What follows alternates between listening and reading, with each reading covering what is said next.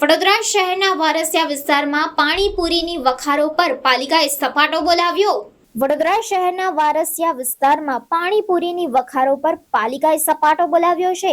પાલિકાના આરોગ્ય અને ખોરાક શાખા દ્વારા આકસ્મિક કાર્યવાહી હાથ ધરવામાં આવી। કાર્યવાહી દરમિયાન અનેક સ્થળે જોવા મળ્યા બેદરકારીના દ્રશ્યો।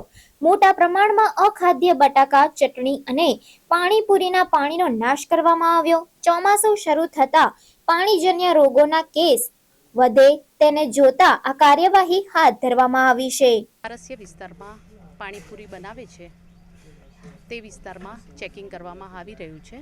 પાણીપુરી બનાવનાર વ્યક્તિઓ જે છે લારી એ લોકો જે સાંજે લારી બહાર કાઢે છે એ લોકો ઘરમાં પાણીપુરી એનો મસાલો વગેરે બનાવતા હોય છે, એનું અત્યારે ચેકિંગ ચાલી રહ્યું છે। એમાં હાઇજેનિક કન્ડિશનમાં ના હોય કે કલર યુઝ કરતા હોય કાં તો લાઇસન્સ રજિસ્ટ્રેશન વગર ધંધો કરતા હોય એ બધી બાબતે ચેકિંગ હાથ ધરવામાં આવી રહ્યું છે। કેવી જગ્યા પર હમણાં શું પરિસ્થિતિ છે?